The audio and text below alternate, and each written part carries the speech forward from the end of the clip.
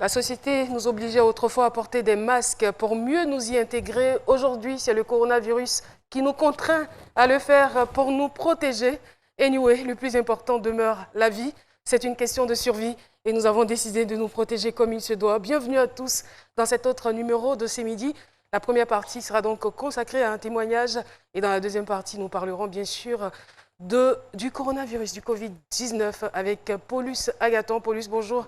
Bonjour Madame. Vous allez bien? Je ne sais pas comment vous vous arrangez pour tenir tout le temps d'une émission. Moi, je ne peux pas mettre le masque et parler en même temps. Heureusement que nous avons respecté la distance d'un mètre. D'accord? Je retire le mien. Ouf. C'est pas évident. Vraiment, coronavirus que tu es venu nous montrer et nous faire faire là, franchement. Mais bon, c'est pour un temps. Voilà. C'est clair. Tout va bien? Oui, tout va bien par la grâce de Dieu, absolument. C'est le moment de prendre des nouvelles de la famille, des amis, de nos proches. Voilà, et de beaucoup prier aussi pour eux. Exactement. Voilà. Je pense qu'on nous met quand même ce facteur important. Voilà, sensibiliser. Est-ce que vous pratiquez, vous êtes au village, est-ce que vous lavez régulièrement les mains? Est-ce que vous avez arrêté de vous faire les accolades? On est africains, on sait comment on démontre notre affection les uns envers les autres, n'est-ce pas? Allô, Sidibé, ça doit vous manquer, votre jumeau et vous. C'est vrai, c'est vrai. Comment vous faites? C'est vraiment difficile, mais je l'ai tout le temps au téléphone, on discute tout le temps, je lui demande tout le temps est-ce que...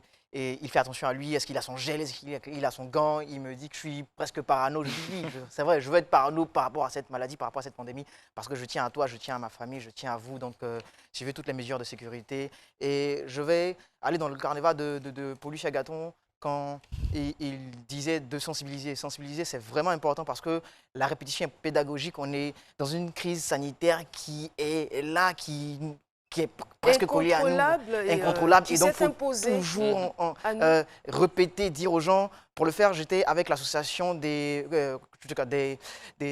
personnes qui ont des drones, sinon des pilotes de drones. Et ce qu'on a fait, c'est que le samedi et le dimanche, on était à Yopougon, vers Siporest. On avait des drones en l'air et on avait des microphones au-dessous. Et ce qu'on faisait, c'est qu'on disait à la population de toujours avoir des gants, de toujours porter des masques. C'est très important. Voilà, on sensibilisait avec les moyens, sinon avec la technologie. Et je pense que c'est vraiment important. Merci et donc, beaucoup. Chacun doit en faire son fer de lance. C'est très important, Alhousseni Sidibé, vous l'avez dit, que chacun s'y implique. Alors, Philo, tout va bien. Je pense qu'on vous aura dans quelques petits instants. Vous remarquez bien que notre invité témoin est en train de se laver les mains. Elle, c'est Amani Beka. Elle nous rejoindra dans quelques petits instants seulement. Enfance brisée, je n'ai jamais pardonné au mari de ma tante. Vous voulez savoir les raisons? Eh bien, les raisons tournent autour des violences faites aux enfants. Et en Côte d'Ivoire, les violences sexuelles sur mineurs deviennent malheureusement répétitives et récurrentes. Selon un bilan officiel, en 2018, le pays a enregistré 517 cas de violences sexuelles sur mineurs. C'est vraiment dommage et je suis sûre que 2019 battra ce record-là. Bref, Amani Beka s'est installée. Bienvenue, merci d'être là. Merci pour ce courage que vous avez de venir témoigner dans cette émission pour faire de plus ample connaissance avec vous. On regarde ensemble cette vidéo. Aujourd'hui, C'est midi reçoit une femme ayant vécu une enfance difficile. Amani Beka, ou à l'état civil. Ndri Amani Béatrice est artiste-chanteuse issue d'une famille de 6 enfants. Mère de 3 enfants et n'ayant jamais été à l'école, elle débute la musique à l'âge de 8 ans en chantant lors des cérémonies dans son village. Elle fait également ses premières armes en tant que choriste dans une église. Basée en France depuis 2001, Amani Beka effectue quelques petits boulots avant de s'adonner totalement à sa passion qui n'est autre que la musique. Aujourd'hui, auteure de plusieurs œuvres musicales, cette jeune dame trentenaire se construit dans sa propre quête identitaire. Son enfance lui a permis de savoir comment surmonter toutes les difficultés de la vie.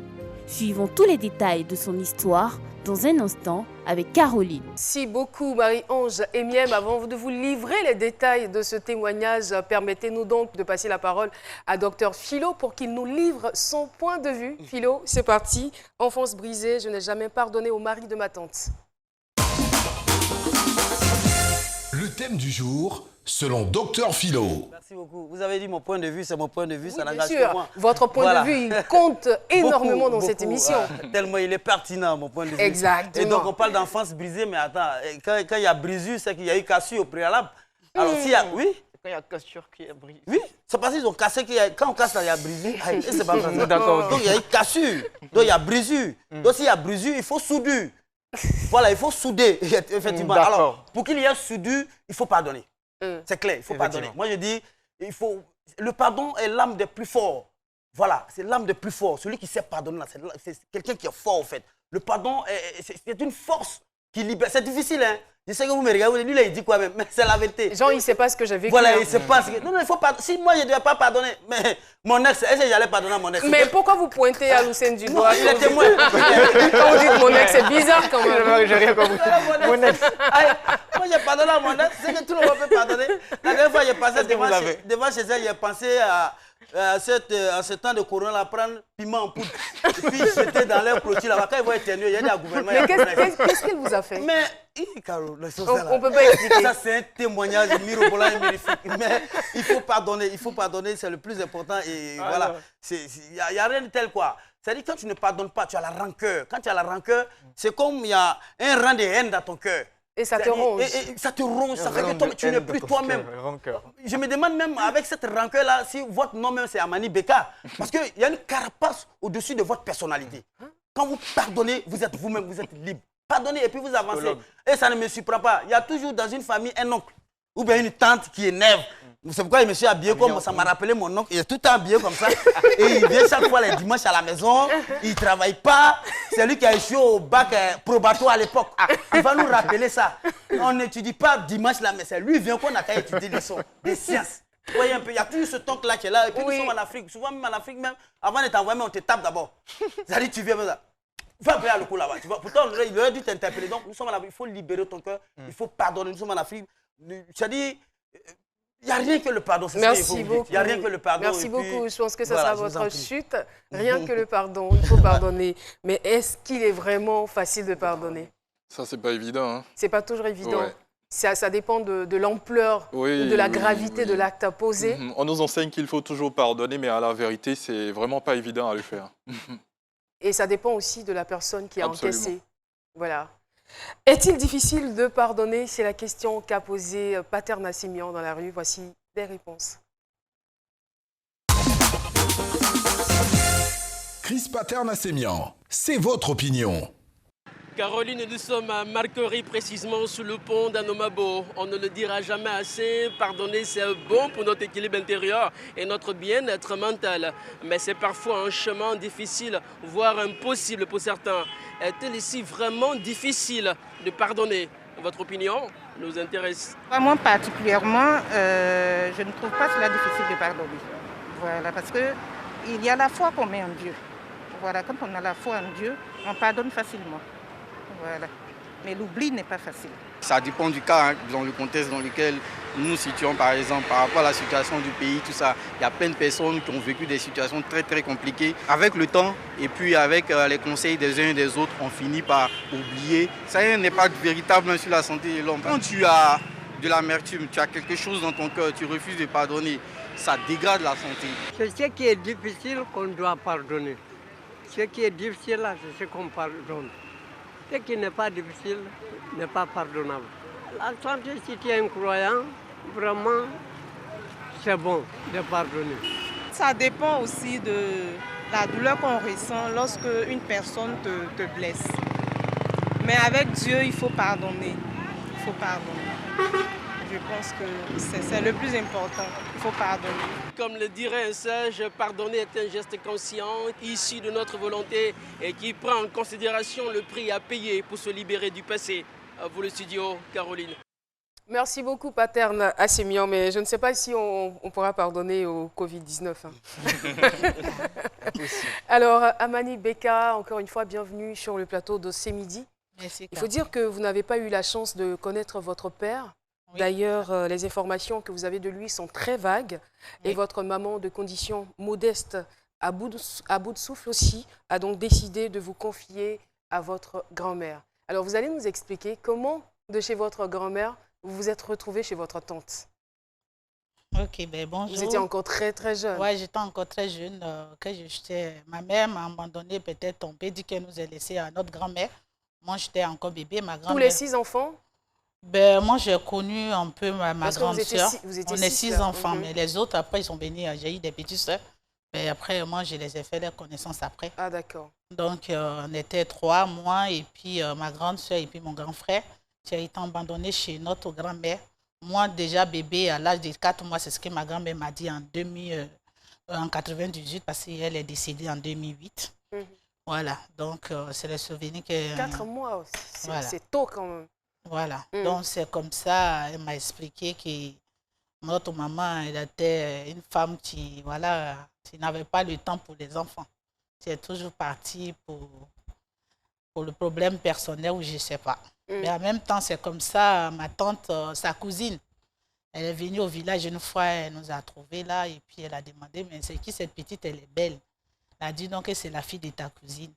Et c'est comme ça, ma grand-mère a dit donc que ils sont les enfants de ta cousine, elle les a laissés là, elle a voyagé, on ne sait pas, je n'ai pas ses nouvelles. Donc elle a dit qu'elle avait un enfant, parce qu'elle ne fait pas d'enfant. Depuis elle est mariée, son mari et elle, ils ont du mal à avoir des enfants. Donc ma grand-mère dit, bon, elle n'a qu'à faire son choix, et le choix est basé sur moi. Et c'est comme ça, elle m'a récupéré. Ma grand-mère lui a dit, mais la petite, elle est tellement intelligente, je vais la mettre à l'école, même si je n'avais rien, mais quand c'est là un peu, elle aura l'âge d'aller à l'école. Vous avez quel âge? J'avais 3 ans que ma 3 ans. Voilà, quand je vais arriver à l'âge, bon, à l'époque, c'était jardin, mais je ne sais pas si elle connaissait ma grand-mère, elle attendait 6 ans pour qu'elle aille à l'école CP1. Et il faut dire que vous étiez très innocente, vous ne saviez même pas ce qui se passait. Non, et non. Cette tante, vous la preniez en fait pour Comme votre maman. Voilà. Pour vous, c'est votre maman qui était venue Quand vous ma chercher. grand-mère m'a dit, ouais, voilà, c'est ta maman, tu es là. Désormais, vous savez, en Afrique, on appelle les tantes maman aussi. Tout à fait. Voilà, donc tu vas partir avec ta maman. Moi, j'étais contente. Et c'est comme ça que je suis partie. Elle m'a pris et puis on est parti. École première à ma grand-mère, ça n'a pas eu lieu. Et dès l'âge de... Quand vous dites que ça n'a pas eu lieu, c'est-à-dire... Elle ne m'a jamais mis à l'école. Vous n'êtes pas allée à l'école. Je suis arrivée là-bas, bon, je suis passée directement aux tâches ménagères. Donc, à 5 ans déjà, je me lève à 5 h du matin, je me souviens, parce que matin m'a frappé un matin que je ne peux pas oublier cet âge-là. Elle avait l'habitude de vous battre? Voilà. Donc, du coup, en fait, quand on est arrivé, elle a commencé à me battre au bout de même pas une semaine. J'ai dit, dans ma tête, je disais, mais est-ce que ça, c'est ma maman? Parce qu'une mère ne frappe pas comme ça, je n'ai rien fait, je suis assise là, je dors au salon, on vient, on me marche dessus, lève-toi, va faire ci. Bon, je suis un bébé, donc voilà, à 5 ans déjà, je commençais à vendre des galettes chez nous, qu'on appelle gaufroto. Moi, je partais le matin, me réveille, et partais m'asseoir avec elle pour les vendre. Et puis, quand elle ne finit pas de vendre, elle me laisse là-bas. Et c'est moi qui terminais, et puis elle rentrait à la maison. Et quand je viens aussi, un enfant de 5 ans ne sait pas compter d'argent. Donc, quand ça manque de l'argent, on me frappe. Voilà. Donc, et vous êtes resté combien de temps chez elle? Je suis restée avec ma tante jusqu'à qu'il y ait eu à 8 ans et son mari a perdu son boulot parce qu'on vivait à Boaké. Et c'est comme ça que son mari elle est partie avec moi en Saint-Fra chez son père, je sais pas son âme aussi, un autre de mes grands-pères, pour aller me laisser là-bas en disant que son mari et elle n'ont plus. Parce qu'après, quand je suis arrivée, ça n'a pas eu longtemps et puis elle est tombée enceinte, elle a eu un enfant. Donc du coup, elle dit comme elle a un enfant, maintenant elle a eu même 2. Et puis elle a dit, maintenant elle a 2 enfants avec moi, c'est trop. Là, ça, c'est devenu lourd pour elle. Donc, elle est partie me laisser en Saint-Fra. Là-bas aussi, c'est comme on t'enlève en enfer pour t'emmener en enfer. Voilà. Il n'y avait pas de différence. Là-bas, c'est son père qui était là-bas. Donc, c'était l'enfer, le pire enfer. Donc, c'est comme ça. C'est vrai qu'on en rit, mais on imagine même pas ce que vous avez vécu là-bas. Je parle en tant que femme forte, parce que j'ai trop pleuré pour ça. Donc, c'est comme ça que je suis arrivée là-bas. Un matin, j'ai regardé, je me suis enfuie. Je me suis enfuie des campements parce qu'on était à Saint-Fra, dans un campement, ce n'est pas Saint-Fra-Ville. Et c'est comme ça que je suis quittée le campement et je suis venue en ville. J'ai marché à 120 km pour venir, un enfant de 8 ans. Je suis arrivée, j'ai commencé à faire mes porte à porte pour demander de travailler, que je cherche du boulot. C'est comme ça que je suis tombée sur une dame, mon premier boulot qu'elle m'a confié. C'était quoi ce boulot? C'est pour vendre l'eau glacée. Ok. Il n'y a pas de son métier. Par mois, voilà. Elle me dit, je peux vous payer 3 000 francs par mois, je vais vous loger ici. Mais chaque matin, vous levez, vous attachez l'eau la nuit, le soir, vous levez, le matin, vous partez vendre. Et c'est comme ça, j'ai commencé à attacher l'eau. Pendant 3 mois, j'étais chez cette dame. Et puis un jour, il y a une de mes tantes. À tous ceux qui nous regardent, le travail des enfants est interdit. Voilà. Donc, un jour, j'étais à la gare et puis j'ai vu une de mes tantes. Et puis, elle dit, ah, on te cherche. Non, moi, je fuis. Elle m'a suivi, elle allait voir là où je partais. Et puis, au bout d'une semaine, ils sont venus me chercher encore. Ah, on vous a retrouvé? Voilà, ils m'ont retrouvé là, chez la dame. On dit, ouais, que je me suis enfuie chez mon grand-père. Donc, ma maman est venue me chercher, même tante là. Elle est venue me récupérer. Maintenant, elle m'a envoyé à Oumé. Parce que son mari a décidé de faire plantation de cacao maintenant, a laissé le travail en ville. C'est qu'on est arrivé à Oumé. Là, c'était encore l'enfer des... J'imagine la peur dans vos yeux lorsque vous l'avez vu. Elle vous a battu quand elle vous a retrouvé? Tout le temps. C'est moi, je dois me lever pour aller nettoyer les champs. Vraiment, je ne souhaite pas ce que j'ai vécu à mon pire ennemi. Et qu'est-ce qui se passait avec son mari? Et depuis que j'ai commencé à pousser des sangs, et le monsieur que j'appelle papa, chaque soir, comme je dors au salon, il s'élève pour venir me... Ça va aller. On vous comprend. Beaucoup de courage. Hein? Ouais. Vous avez quel âge à cette époque-là? J'avais 12 ans. 12 ans. Voilà. Donc, il s'élevait pour venir me toucher. Comme on dit en bon français, hein, les attouchements. Mais sans mes endroits intimes. Mais comme ma tante elle était quelqu'un de un peu bizarre.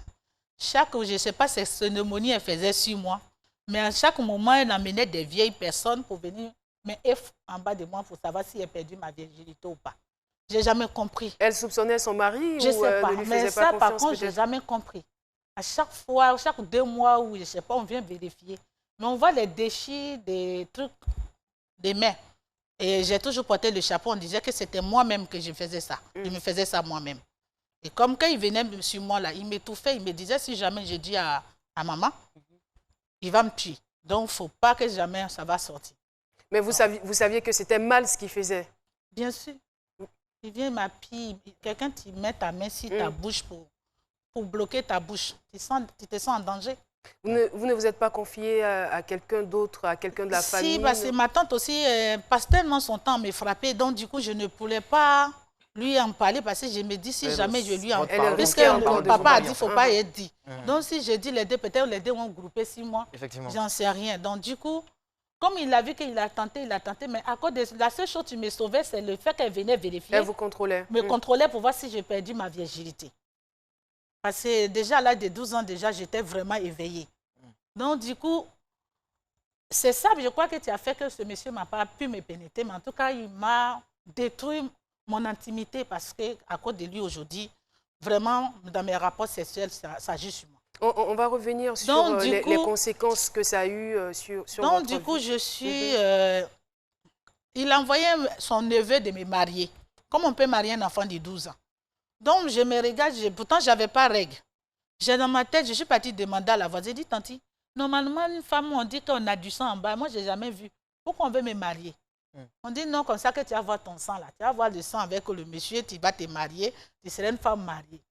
Je suis là un jour. Et puis donc, quand le monsieur de jeune est arrivé pour aider le papa en question pour travailler dans son champ, là, je me dis que voilà, ils ont fait mariage même, tout ça. Ils ont donné d'autres à ma tante là. Ils ont bien profité de... Je ne sais pas comment ils... Si c'était la sorcellerie, parce que je mais vois franchement, pas... ça en a tout l'air parce que voilà. Je veux dire que tout ce qui est est violence faite aux mineurs se retrouve donc, dans votre situation. Je suis partie chez la voisine, c'était sa copine. Chaque soir, je courais pour aller dormir chez la voisine parce que je n'en pouvais plus, je ne peux plus faire pipi. Parce qu'il m'a tellement blessé en bas que quand je m'avais fait pipi, j'ai mal. Donc, je courais pour aller là-bas. Donc, un jour, la voisine me dit, mais pourquoi tu quittes ta maison, que les gens dont tu cours, tu viens dormir dans notre cour ici? Il y a quoi? J'ai dit, tante, j'ai un problème.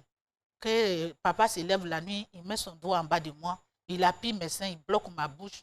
Elle me dit, hé, plus jamais je vais entendre ça. Là. Je dis, ah, comment ça, tante? Est-ce que c'est normal que mon propre papa se lève comme ça pour me faire ça chaque nuit? Elle me dit, il ne faut jamais dire ça à quelqu'un. Parce que si tu dis à quelqu'un là, tu vas avoir des problèmes de famille. Et puis toute la famille va te détester. Donc, il ne faut pas en parler. C'est là que j'ai vu que ce genre d'histoire, la famille veut toujours étouffer. C'est là que j'ai compris. J'ai dit, ah, si la voisine, je suis allée au champ un matin, j'ai dit, attends, si la voisine ne peut pas m'aider, si elle ne peut pas en parler à maman, Mais c'est qu'un jour, ils vont me tuer, puisque le monsieur m'a marié. Lui aussi, la nuit, il ne me laisse pas tranquille. Pardon, je veux ouvrir juste une parenthèse pour les plus jeunes qui nous regardent. Si vous avez des tontons, des tantis, des personnes un peu plus âgées ou même des camarades qui vous touchent de façon anormale, il faut le dire tout de suite aux parents. Il faut tout de suite informer papa ou maman. Si c'est papa qui le fait, il faut informer maman. Voilà. C'est important. Donc, c'est comme ça, je suis partie au champ, j'ai laissé d'abord, comme on a le tabac avec une machette, j'ai mis dedans. J'ai couru dans la forêt jusqu'à, je me suis trouvé ici un village. D'abord, le village, je suis arrivée là-bas, ils m'ont pris pour une petite folle. Parce que le temps de courir, mes habits, même si moi, étaient déchirés. Donc, ils m'ont pris pour une folle, tu as sorti dans un village. J'ai dit, oui, que j'étais vraiment folle. Tout cela pour ne pas rester le village là-bas. C'est le village, elle n'est pas loin de là. Jusqu'à que je suis arrivée à Ouméville. J'ai volé, les choses, comment ça s'appelle, on peut dire, comme on dit aujourd'hui en bon français, j'ai fraudé les transports pour pouvoir arriver à Boaké. Comme ça, je me suis débrouillée un peu, jusqu'à ce que je suis arrivée aussi à Boaké. À Boaké, je suis allée d'abord chez un oncle, il dit que non, que lui, il n'y a pas de place chez lui. Et lui, c'est le grand frère de ma maman, même père, même mère. Qu'il n'a pas de place chez lui et tout. Et lui, ses enfants vont à l'école, il s'occupe de ses enfants. Donc, lui, il ne peut pas me garder. J'ai dit, waouh, là, il y a un problème. C'est comme ça, je me dis, bon, il m'a dit de sortir. Donc, j'ai commencé à dormir dans la rue, manger dans des poubelles, ramasser des restants des gens dans les coins publics que les gens mangent, ramasser les restants pour manger. C'est ça, petit à petit, jusqu'à qu'un jour, je suis allée encore le voir. Il dit, ah, la tante dit qu'elle n'est pas ma maman. Maintenant que toi, tu sais qui est ma mère, que c'est ta soeur. C'est elle qui? C'est elle est où? Lui, il me fait un courrier, une lettre, dans un petit enveloppe kaki. Il me dit, prends ça. Il faut te débrouiller, trouve transport. Va à la gare, tu prends le train, c'est 3 000 francs. Tu vas, tu arrives dans un village, on appelle la Raja. Tu donnes ça au contrôleur. Ils vont te dire où ils vont te déposer. Donc finalement, vous allez rencontrer votre mère. Est-ce qu'elle, de son côté, elle vous cherchait à vous retrouver? Non, parce qu'il y a un truc qui m'a aussi choqué. Une fois, j'ai appris que j'étais à Saint-Froid, il y avait une dame, j'étais venue là-bas, c'était ma maman, il ne savait pas. Et quand elle a su qu'on m'avait envoyé, ma maman est partie sans me dire au revoir. Moi, je ne savais pas que c'était ma mère, j'ai appris ça plus tard. Donc c'est comme ça. Je suis arrivée dans le village. C'est vraiment dommage pour toutes ces souffrances morales et physiques que vous avez subies. Le témoignage n'est pas terminé. Nous nous retrouverons pour la deuxième partie dans quelques instants. On part pour la pluie. Oui, nous sommes donc de retour sur le plateau de C'est Midi. À l'instant, sur la vidéo, on voyait bien notre invité, témoin du jour, Amani Beka. Tais-toi là-bas, c'est donc le titre de cette musique, n'est-ce pas? Tais-toi là-bas pour dire... Tais-toi là-bas pour dire voilà, que les gens sont ensemble pour avancer dans la vie. Voilà quoi. Il faut arrêter de... Je parle de ceux qui critiquent les autres. Parce d'être jugés les prochains, pourtant, il n'est parfait. Donc, et surtout que vous ignorez le passé de ces personnes que vous avez en face de vous. Sans connaître le passé de la personne, tu ne sais pas pourquoi la personne est devenue ce qu'il est devenu. Comme, voilà. Donc, mon ami, tais-toi là-bas. Quand tu ne connais pas, il faut te taire. Je rappelle que Amani Beka a connu toute forme de violence durant son enfance. Elle a été abandonnée par sa mère et s'est retrouvée chez sa tante, maltraitée par sa tante et subit des attouchements de son oncle. Alors justement, avant de revenir à ce que cela a produit sur vous et les ressentiments aujourd'hui provoqués par ces violences, on en était à la rencontre avec votre mère. Ouais. Donc, je suis venue voir ma mère et puis elle ne savait même pas qui j'étais. J'ai dit son nom, elle m'a dit elle s'appelle Zanfoué. Donc, j'ai pris son... J'ai dit, ah, je suis sa fille. Et bien, la manière m'a accueilli... C'était froid. C'était vraiment froid. J'ai dit, ah, c'est vraiment... Jusqu'à même, je me pose des questions. Je dis, est-ce que c'est vraiment ma maman? On a fait 2 ou 3 mois au village. J'ai vu que ça ne colle pas parce qu'on n'avait pas d'intimité. Donc, un jour, je lui ai dit, tu sais, je vais aller à Abidjan. Il m'a dit, mais tu connais personne là-bas à Abidjan. J'ai dit, tu sais d'où je viens de loin. Donc, si je ne suis pas encore morte là, Abidjan aussi, je peux m'en sortir. Est-ce que vous lui avez raconté tout ce que vous avez subi? Ben, je lui ai un peu expliqué que voilà ce qui est... Mais pas dans les détails? Voilà, pas dans les détails parce qu'elle ne m'a pas donné l'occasion de le faire. Parce que son comportement ne m'a pas donné l'envie. Est-ce que vous-même... Je ne me suis pas sentie en sécurité avec elle. Est-ce que vous-même, vous n'êtes pas devenu dur à cause de tout ce que vous avez vécu aussi? Si. Ça a dû former une barrière entre vous. Voilà. Alors, cet oncle dont vous nous parliez, vous avez aujourd'hui de ses nouvelles? Vous l'avez revu? Non. Que je fais même à chaque fois que je pense à lui, j'ai fiston même. Il me fait peur. Non, non, non, non, non. Non, même si je lui pardonne, je préfère qu'on ne se voit pas. Mais jusqu'à présent, vous avez gros sur le cœur par rapport à ce qui vous a fait subir? Oui, bien sûr, parce que j'ai vraiment gros sur le cœur parce que quand je suis venue à Abidjan, je suis partie voir une dame pour chercher du boulot. Elle me dit, sa maman cherche quelqu'un. C'est comme ça, cette dame m'a envoyé à Abidjan, à Bobo. Je suis arrivée à Bobo Rai. La dame elle arrive là-bas aussi, elle me dit, ouais, qu'elle a déjà quelqu'un, n'a pas besoin de moi. Hein? Moi, dans le village, j'avais mon, comme on appelle, bolet, là, les petits... Votre baluchon. Voilà, avec mon petit sachet bleu, il y allait où? Dans Abidjan, là. Quand elle conteste, si elle. Donc, elle me dit de partir. Donc, elle m'a mis dehors. Comme c'est dans un coup commune, je vivais là, dans la cour. Et puis, un jour, il y a une jeune fille qui est... Je peux dire son nom? Non, non. Okay. Une jeune fille qui était plus âgée que moi. Elle est venue me voir, elle a dit, mais attends, vous faites quoi à dormir dehors ici? J'ai dit, non, je suis venue voir ma tante qui est là. Elle dit qu'elle n'a pas besoin, elle vient des villages. Donc, je ne sais pas. Elle me dit, mais retourne dans ton village. J'ai dit, non, moi, je suis venue pour me chercher à Abidjan, je ne retourne pas. Donc, elle m'a dit, bon, viens dormir avec moi. Donc, cette jeune fille, elle m'a mis dans sa chambre là-bas. Et puis, un jour, sa maman aussi travaillait vers ici, à Cocody, ici. Elle est venue un week-end et puis elle m'a trouvé. Elle a dit, mais c'est qui? Elle dit, non. Et puis, elle a expliqué la situation. Elle dit, non, non, non, qu'elle ne veut pas de problème, que la jeune fille n'a qu'à me mettre dehors. Et la jeune fille m'a dit, bon, là-dedans, elle dit, non, je ne peux pas la mettre dehors. Moi, je n'ai pas d'amis. Donc, elle est mon amie. Moi, je ne peux pas laisser enfant de quelqu'un dormir dans la pluie, ici, dans la cour. Donc, sa maman est allée changer des clés de sa maison carrément. En tout cas, vous avez partie, un de ces parcours. Elle est partie payer clé minute pour venir ouvrir la porte et puis on s'est enfui. Ouais. Alors, je veux revenir sur les répercussions, l'impact que les attouchements de votre oncle ont. Ouais, quand je suis arrivée en France, mon ex-mari m'a dit il faut aller voir un psychologue. Parce que c'était le seul que je lui ai dit la vérité. Donc, pourquoi il vous demande d'aller voir un psychologue? Il y avait un problème? Parce que dans notre rapport sexuel, déjà, ce n'était pas facile. Pour que j'ouvre les jambes, c'est compliqué aujourd'hui. Bon. Donc, il a compris qu'il y avait... C'était difficile, vous étiez réticente. Non, ça a joué beaucoup sur moi. Donc, du coup, il a dit d'aller voir un psychologue. C'est comme ça que j'ai commencé à aller voir un psychologue, lui en parler, ce que j'endurais. Vraiment, ce n'était pas facile au début. Et après ça, après la thérapie, les choses ont commencé à bien se passer? Ça va un peu, mais je ne peux pas... C'est pas facile. Cet oncle-là, si vous le voyez aujourd'hui devant vous, qu'est-ce que vous lui dites? Cet oncle-là? Votre oncle? Ben, je vais le traiter de deux mots en personne. Parce que je me pose question parce que s'il a osé me faire moi, tu l'appelais papa avant d'avoir enfant, qu'est-ce qu'il fait à mes cousines? Et si vous avez aujourd'hui l'occasion de le traduire en justice? Franchement, je le ferai. C'est ce qu'il mérite. Je le ferai parce que pour qu'il évite de faire d'autres mal. Je ne sais pas derrière moi quel d'autres mal il a fait encore.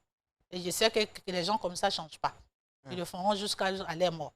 Donc s'il y a l'occasion, je ne résiste pas. Je préfère ne pas me prononcer là-dessus. Paulus Agathon? Oui, des questions sur la page Facebook. Bon, enfin, la deuxième question, c'était comment elle a pu surmonter ses affronts. On a pu avoir réponse, pardon. C'est la question de Ousmane Dekarambé. Il dit, je compatis à votre douleur, madame, en tout cas, Yakou.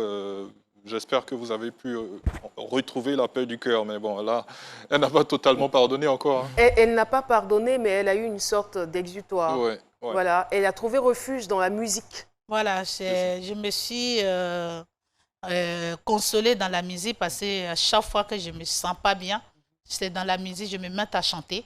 Et c'est ça qui fait que je peux dire que c'est la musique aujourd'hui avec mes enfants qui a fait qu'aujourd'hui même j'arrive à... Aujourd'hui, j'ai une fille. C'est ça qui m'a motivée d'être ici. Voilà. Parce qu'en me taisant depuis toutes ces années, je ne sais pas quels autres enfants qui ont vécu ça. C'est pour ça que je suis là. Oui, Paulus. Alors, le deuxième message, celui de Meluriel Nguessan, il dit « Yako à vous. C'est clair que le manque de communication avec les enfants en âge de puberté est parfois la source de ces atrocités. Et il faut que nos parents arrivent à briser cela parce que les hommes profitent de ces tabous pour faire du mal aux enfants. » Maintenant, question, à votre avis, qu'est-ce qui fait que votre mère vous rejette? Je ne sais pas. Je ne peux pas vous dire. Parce que moi, je suis mère aussi. Je ne rejette pas mes enfants. Donc, je ne sais pas comment une mère peut rejeter ses enfants. Ça, je ne sais pas. C'est elle ce qui sait. Bah alors, moi, je veux savoir, qu'est-ce que vous voulez aujourd'hui? Je ne sais pas, Carole a dit, votre oncle devant vous, qu'est-ce que vous allez lui faire? Mais qu'est-ce que vous voulez avoir pour que vous pardonnez à cet oncle-là? Parce que vous n'allez pas rester définitivement à vie avec cette rancœur-là. Vous avez des enfants, vous êtes artiste aujourd'hui, vous êtes appelé à conscientiser, à éduquer. Je vais essayer. Hein. J'ai essayé pendant toutes ces années. En tout cas. En quoi faisons, par exemple? En chantant, pour essayer de l'oublier. N'est-ce pas? Pour l'oublier totalement. En fait. C'est de faire la paix avec son bourreau. Et ça, c'est pas évident. C'est pas évident. À sa place, personne ne... Je peux lui pardonner, mais de loin. Je ne veux pas m'approcher de lui, c'est bon. Je ne veux même pas qu'il s'approche ni de moi, ni de mes enfants. Si je m'en vais faire la paix avec lui, c'est pour lui donner occasion de s'approcher de mes enfants. Je ne veux pas. Je peux le pardonner, mais très loin de ma vie. Quels sont les liens aujourd'hui avec vos parents? Pardon? Votre famille? Les liens que vous avez avec votre famille aujourd'hui? Bon, ma mère, elle a toujours dispersé ses enfants de gauche à droite. D'ailleurs, que moi... J'ai l'impression qu'il n'y a pas seulement à l'oncle voilà, qu'on en veut aussi à maman. Je me suis retrouvée à manger dans des poubelles, d'être servante de gauche à droite. Et mes autres sœurs, quand je suis venue à Abidjan, je me suis débrouillée, étaient servante. Après servante, un matin, j'ai dit non, je ne peux pas continuer à rester travailler chez les autres dans les maisons. Et c'est comme ça que je suis partie travailler dans un maquis. Dans un maquis, je suis arrivée dans un bar. Alors, donc, j'ai fait venir mes soeurs à Abidjan, mais on n'a pas d'intimité. Beka, Amani, moi, ce que je vais vous demander, c'est de vraiment, si vous voulez bien vivre, aujourd'hui, vous vous rendez compte à quel point la vie est précieuse. C'est-à-dire, il y a beaucoup de personnes qui vivent à cause de ce qu'on connaît, le coronavirus, qui se disent « Est-ce que demain, je vais vivre? Qu'est-ce que demain nous réserve ?» On est sur le qui-vive. Donc, aujourd'hui, là, vraiment, il faut vous libérer. Profitez au maximum de chaque instant. On ne sait pas combien de temps ça va durer. On ne sait pas si on sera encore là. Mais nous, on croit. On garde la foi. On croit que la maladie va passer très, très loin de nous.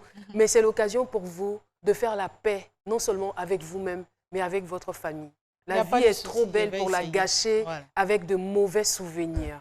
Vous avez aujourd'hui la musique, vous avez la chance d'avoir des enfants, vous avez la chance d'avoir quelqu'un qui vous soutient. Donc, profitez et puis donnez-leur le maximum d'amour. Merci infiniment d'être venu partager votre témoignage avec nous. On espère bien que des solutions dans certaines familles seront trouvées à travers ce témoignage. Et c'est aussi l'occasion de dire que les violences causées contre les enfants sont sévèrement punies par la loi, surtout et encore quand les bourreaux sont des proches ou sont des membres de la famille. Nous allons partir pour une autre coupure pub et passer à la deuxième étape de cette émission. Bonjour Tanti, s'il vous plaît, je cherche une cabine pour faire transfert.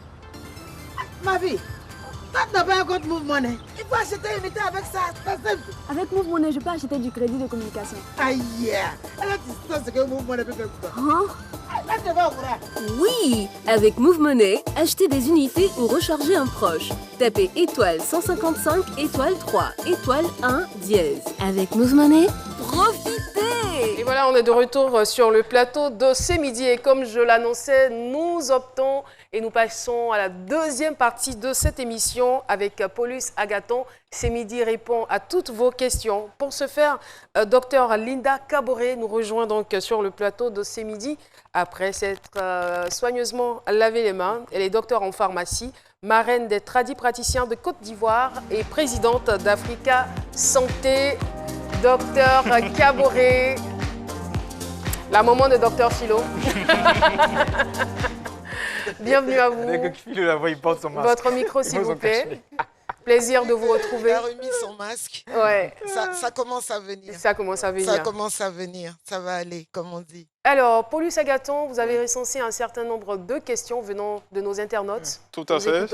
Oui, mais il faut tout de même relever que hier, notre pays a enregistré 35 nouveaux cas positifs de coronavirus Covid-19. Donc, il est important de continuer les actions de sensibilisation et continuer à répondre aux questions des internautes pour qu'ils puissent prendre les précautions et respecter les mesures barrières. Alors, la première question, elle est de Jean Pacom Oufred Kwame. Il aimerait savoir, d'où vient le sigle Covid-19 et pourquoi spécifiquement 19? Alors, Covid-19, si vous voulez, des fois on l'appelle coronavirus, des fois Covid-19. Coronavirus, c'est son nom de famille. Parce que dans coronavirus, il y a plusieurs virus.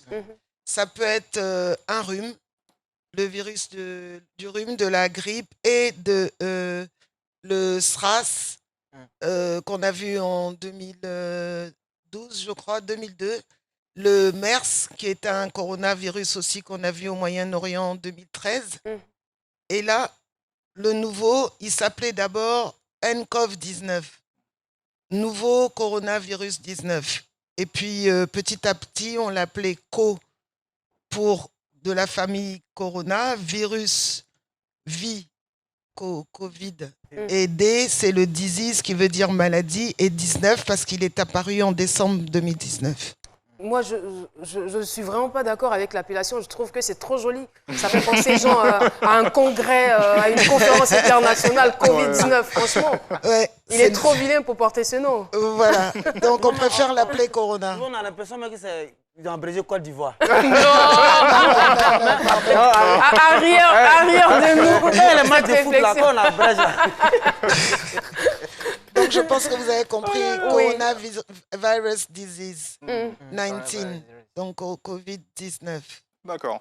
Alors, la deuxième question, elle est de Justin Leco. Il dit, j'aimerais savoir quelle est l'importance de toujours se laver les mains régulièrement, surtout si on est, par exemple, confiné à la maison. Alors, je vous avais raconté une blague de quelqu'un qui avait présenté son CV en 2022. Et puis, on lui a demandé, mais je vois un trou dans votre CV, qu'avez-vous fait en 2020? Il a dit, je me lavais les mains. C'est exactement ça. Toute l'année de 2020, on va se laver les mains. Parce que, en plus de se propager, comme j'avais dit, vous rentrez dans une salle, il n'y a personne, mais il y a quelqu'un qui a éternué, toussé à l'intérieur de cette salle. Les particules continuent de se propager. Les plus lourdes tombent, les particules continuent à se propager dans la pièce et se déposent sur toutes les surfaces. Donc, ça peut être la porte, ça peut être la table. Et comme on ne le voit pas, il faut se laver les mains, même chez toi. Parce que, en fait, il faut passer son temps à se laver les mains. Le gel hydroalcoolique sert si tu n'as pas d'eau. Mais vraiment, Corona n'aime pas l'eau et le savon. C'est son totem. C'est son totem. Donc, même quand tu vas au marché, tu rentres, laisse tes affaires dehors, dans un carton, ne te contamine pas les autres pièces, même les sachets et tout, parce que peut-être qu'il s'est déposé dessus. On ne voit pas. Et la première chose, se laver les mains. Ensuite, c'est déshabiller, prendre une douche. Et il faut passer du désinfectant sur les portes de la maison. À l'intérieur, c'est très important. D'accord. Et il y a des serviettes hydroalcooliques aussi, très efficaces. Oui, les lingettes. Les lingettes hydroalcooliques. Mais ça a un budget. Donc, pour les personnes qui en ont les moyens. Oui, voilà. Je sais que hier, il y avait une question à laquelle on n'a pas pu répondre qui rejoint ce qu'on est en train de dire. Est-ce que le vinaigre est efficace? Oui. Vous pouvez rapprocher le micro, s'il vous plaît. Est-ce que le déjà vinaigre avec le masque? Mais en fait, je porte le masque parce que si la gouttelette est là, je ne sais pas.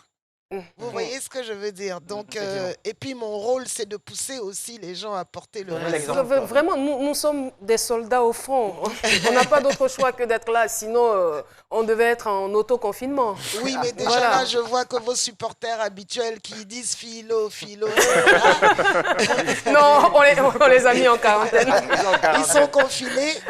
Mais si vous me permettez, la semaine prochaine, puisque le masque est recommandé, il n'est pas encore obligatoire, mais vraiment il est recommandé. Je viendrai vous montrer comment faire un masque à petits coûts. Parce que tout le monde n'a pas les moyens de pouvoir s'acheter un masque. Donc il y a des petites techniques pour faire des masques avec ce qu'on a.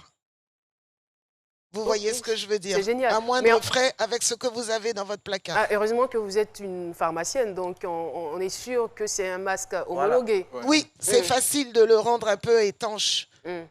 C'est facile. Mais déjà, avant la semaine prochaine, pour des personnes qui vous suivent et qui se disent pourquoi ne pas en confectionner puisqu'on n'en trouve pas. Aujourd'hui, ça manque dans les pharmacies et c'est très difficile d'avoir des masques adaptés. Alors, qu'est-ce qu'il faut exactement? Il faut un petit, comme une serviette. Bon, il y a les masques campagne qu'on peut faire aussi chez son tailleur. Et puis, il y a celui que, bon, mince, mon masque, je l'ai lavé parce que tous ces masques en tissu, il faut les laver tout le temps. Et vous prenez, c'est dommage, je vais laisser l'autre côté. Il n'y a pas de souci. Vous prenez un morceau de tissu. Toutes les femmes ont des foulards. Elles peuvent en prêter à leur mari qui ont aussi les mouchoirs qu'on met dans les pochettes. Mais c'est un peu des morceaux de tissu qui n'ont jamais été utilisés. Oui, des morceaux de tissu. Vous le prenez, vous le... Attention, Paulus, attention tes mains, le micro. Oui. Ouais. Est-ce Vous que vous avez un prenez gel le morceau de hydroalcoolique à côté? tissu, vous le Ouais. pliez ici, vous le pliez ici. Vous faites entrer le bout dans l'autre, Oui, comme on fait pour notre foulard. On Et- voit, il n'y a pas de on souci. met l'élastique. Maintenant, si vous voulez, si vous faites le test pour voir s'il est étanche, qu'il n'est pas étanche, vous pouvez rajouter un morceau de molleton ou un morceau de sopalin, ou il y en a qui mettent des filtres à café pour un autre budget, les filtres à café aussi, qu'ils insèrent au milieu. Et D'accord. après, vous faites votre test pour voir si c'est étanche. De toutes les façons, avec quoi on fait le texte? Le test. Ah oui, vous n'étiez pas là. On a fait avec Oui, la répétition étant pédagogique, Ah oui. Voilà. il y a toujours de nouveaux téléspectateurs qui nous regardent. Soit on allume un briquet, mais là on fait attention, est-ce qu'on a du gel hydroalcoolique dans la main ou pas, parce que, étant donné que c'est inflammable, donc on prend un briquet, on souffle. Si la flamme de briquet s'éteint, c'est que ton masque n'est pas éteint. Soit on prend son masque, on appuie son déodorant ou autre, si ça traverse, c'est que ton masque n'est pas éteint. Et arrange-toi pour qu'il soit étanche ici aussi, pour pas que ça rentre. Donc, pas un élastique trop grand. Vous voyez ce que je veux dire? Et puis après aussi avec le déodorant, il faut faire attention, ça peut vous faire éternuer après. Tu mets ton sopalin. Ça, c'est quand tu le testes, mais tu peux le laver après. On peut le laver après, avant de le laver. D'accord, ça Et marche. il faut le laver tous les soirs. Et si possible, il y a une petite astuce aussi, c'est de mettre un petit Kleenex dans son masque, parce que des fois, tu l'enlèves pour pouvoir manger et tu veux le remettre, tu mets un petit Kleenex. Mais s'il est mouillé, souillé, c'est fini. Il faut le changer, il faut changer le faut le changer. Mais est-ce que là, vous ne venez pas aggraver la situation? Parce qu'avec les masques conventionnels, déjà, c'est déjà approprié. On a du mal même à les porter. Après, on nous dit de fabriquer encore à la maison. Est-ce que vous n'allez pas amener les gens encore on va vous dire, il y a le budget. Ça a un coût. Ça, c'est le plus facile. Ça a un coût. Le masque chirurgical. Mais est-ce que tout le monde peut s'acheter un masque chirurgical ou un PPF2 comme vous avez qui coûte beaucoup plus cher? Donc, il faut penser aussi. Le boss. Oui, Paulus. Alors, deux questions. L'avant-dernière, c'est celle de Jean-Jacques Nobou qui demande est-ce que les centres de dépistage en construction ne sont pas éventuellement des centres de vaccination masqués? Bon, d'abord, de vaccination de quoi? Parce que les vaccins de Covid, ils sont à l'étude et ils ne seront pas prêts avant 1 an et demi ou 2. Je sais que pour les tests, qui était un acte, un essai de solidarité que l'OMS a appelé, il y a 10 pays qui ont signé. Le seul pays africain qui a signé pour pouvoir tester ces fameux vaccins qui ne seront en vente que peut-être dans 2 ans, c'est l'Afrique du Sud. Moi, je n'ai pas vu un autre pays qui a signé une vaccination anti-Covid. C'est à l'étude. D'accord. Maintenant, il y a des gens qui sont allés dire « Ah bon, on va les faire en Afrique ». Mais ces gens qui parlaient là, qui m'ont moi-même révolté, il faut que sache que les temps ont changé. L'Afrique, ce n'est plus l'Afrique du temps des colons. Maintenant, l'Afrique a des gens, des experts scientifiques, des gens responsables à la tête qui savent ce qui est bon ou ce qui est mauvais. Et le plus répugnant dans cette histoire, ce n'est pas le vaccin, parce que le vaccin en lui-même, il est bon. Oui, je veux parce dire, qu'il c'est nous bon protégera, de justement. trouver des solutions aux problèmes, parce que tout compte fait, ça sera utilisé sur des personnes, qu'elles soient noires, blanches, jaunes ou rouges, le vaccin serait utilisé. Donc, le problème, c'est le mépris avec lequel cela est dit. Alors, on compte sur vous, les gens de médias, pour réparer ça, parce que du coup, les bébés, il y avait des maladies qui avaient presque disparu. Les gens refusent d'emmener leurs enfants se faire vacciner en ce moment. La vaccination est un acte volontaire. On a vu des campagnes à la télévision, le ministère dit qu'on va aller vacciner combien de gens de polio, etc. Venez vacciner gratuitement. C'est pour protéger. Ça fait disparaître. Regardez, la fièvre jaune avait carrément presque disparu de la Terre. Mais il y a des pays qui ne pratiquent pas la vaccination, comme les États-Unis ou l'Italie. Et il y a une théorie qui dit, c'est encore à l'étude, que si l'Afrique a été protégée, c'est parce qu'on nous a tous piqué contre le BCG, ce qu'on nous fait à la naissance pour les maladies. Je ne dis pas que c'est grâce à ça que ça a retardé, que ça nous a protégés, parce que la France l'a protégé longtemps, mais pas suffisamment longtemps. Mais ces vaccins-là permettent d'éradiquer des maladies et de protéger une population. Donc, ces centres de vaccination, de tests de dépistage, et il y avait une photo pour montrer quelle est la différence. Oui, je ne sais pas si la régie peut balancer. Je l'ai sur ma tablette. Quelle est la différence entre le vaccin nasal et le vaccin nasal. Donc, quand il y aura les centres de dépistage, vous-même, vous êtes des adultes, vous emmenez vos enfants, vous allez. Si c'est une injection, une pulvérisation nasale qu'on vous fait, vous saurez tout de suite si c'est un vaccin. Oui, tout le monde peut faire la différence entre un vaccin et une pulvérisation. L'autre, c'est un long coton-tige qu'on met soit dans la bouche, soit dans le nez pour prélever vos sécrétions. Et c'est après que le test se fait. Et il y a aussi des tests sanguins pour le Covid. Je pense qu'on a pratiquement terminé. Oui, Alou-Sène, très rapidement. Je vais remercier Marie pour la réponse, pour la tenue. Je voulais savoir, qu'est-ce que vous dites, qu'est-ce que vous répondez à toutes ces personnes-là qui pensent que ces centres de dépistage-là sont des centres pour propager la maladie? Parce qu'il y a des gens qui sont dans la théorie du complot qui pensent que les centres de dépistage sont des centres pour propager la maladie. Vous ne pensez pas que les gens qui vont au marché propagent la maladie? Moi, je pense que le fait de ne pas respecter les mesures, c'est ça qui propage la maladie. Parce que les centres sont peut-être dans un quartier, mais les gens vont rentrer dans le centre.